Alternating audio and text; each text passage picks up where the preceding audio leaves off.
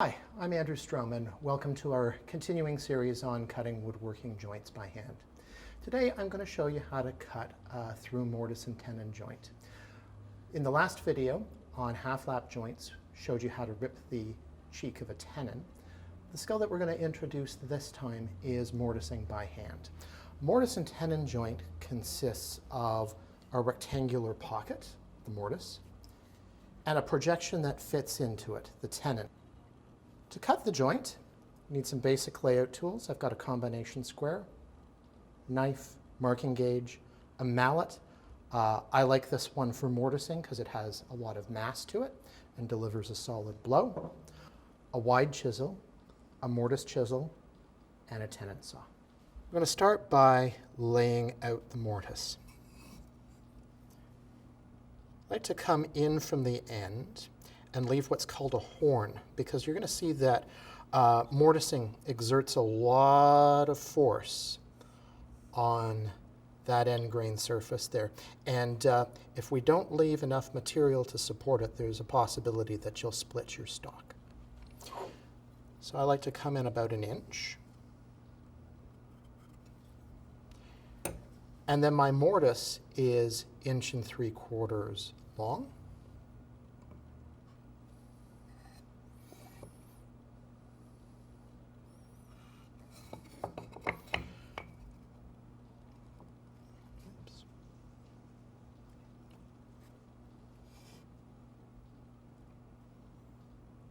It's not necessary for me to scribe all the way across, just transferring the ends of the mortise, their position, to the other edge here.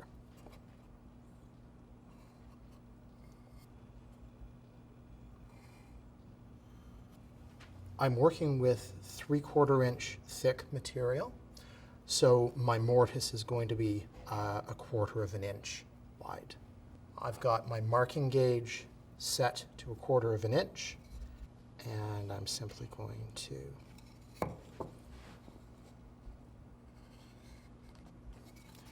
scribe some lines to define the edges of the mortise. I'm going to cut the mortise first because with this joint, as I said, the mortise is defined by the width of the chisel.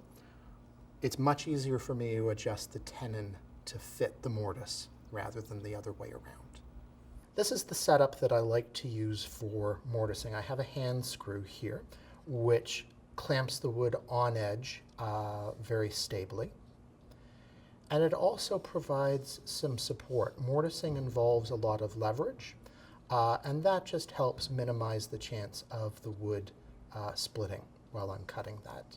I'm going to use a mortise chisel. So mortise chisel has a very heavy section, and you can see it has a fairly oblique bevel. This is about 35 degrees. And then it's got a rounded heel. You'll see as I use it, it is almost as much a lever as it is a chisel. If I hold it this way, you'll also see that it's trapezoidal in section, and that helps reduce friction between the chisel and the side walls of the mortise as I'm cutting. There are a couple of important points to remember when you're holding a mortise chisel. It's really important that it's held perpendicular, that it's not rotated one way or the other, and that the chisel isn't twisted, because what you're trying to do is cut as even a rectangular pocket as possible. I like to start by making a series of opposing cuts and levering out the waste, stopping shy of the ends. And you'll see there's some bruising on the ends as this process is occurring. And squaring the ends is my last operation. I'll go through part way, I'll stop, I'll take the work out, and then I'll come through from the other side.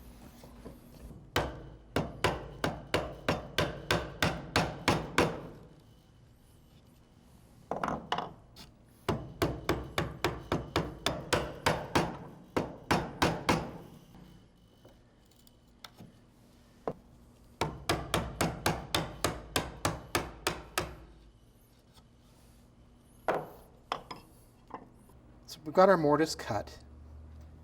I'm going to lay out my tenon shoulders. This stock is 2 1/4 inches wide. So I'm going to lay out, because it's a through joint, my tenon shoulders 2 1/4 inches from the end of this piece.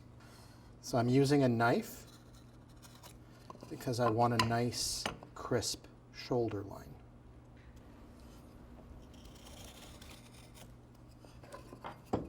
Lay out my cheeks with the marking gauge.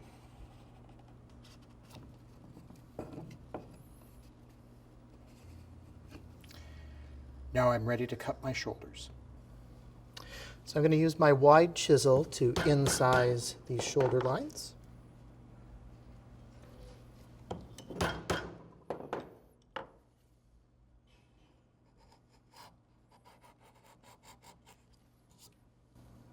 Make my stop cut.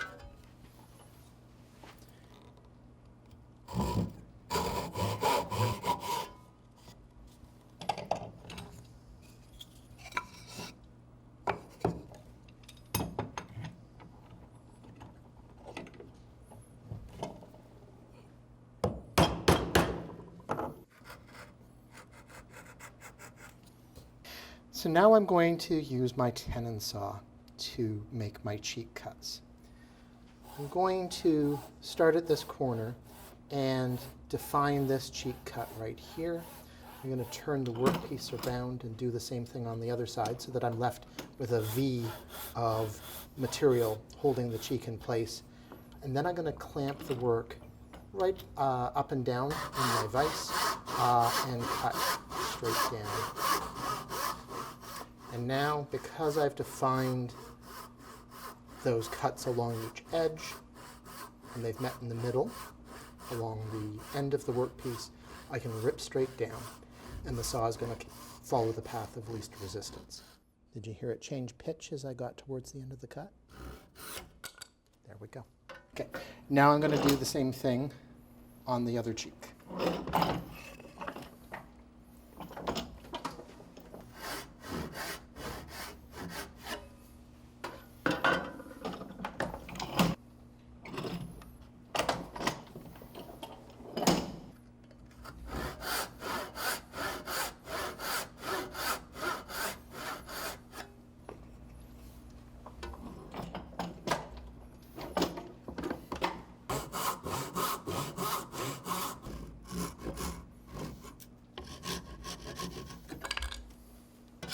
So I'm just going to make a mark 1/4 inch in. There we go. And then use the marks I made for my mortise to define the cheeks along the edge of the tenon. Now I'm going to clamp this upright in my vise and make those rip cuts.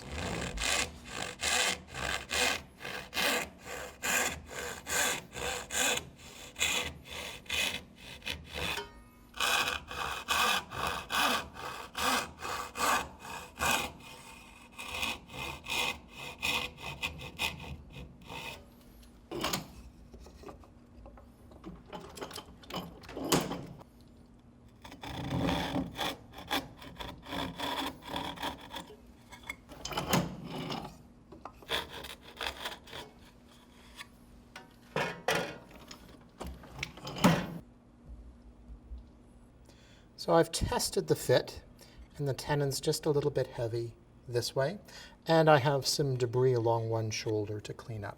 So I'm going to use my chisel to do that.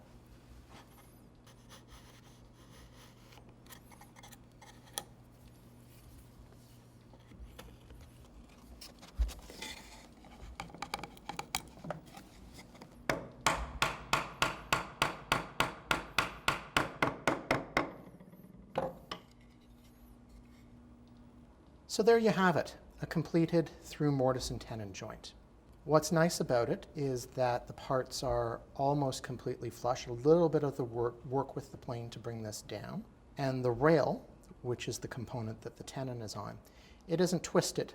And that's where technique with the chisel is so important, keeping it perpendicular and ensuring that it's not twisted. So, thank you very much for joining us, and we'll see you next time.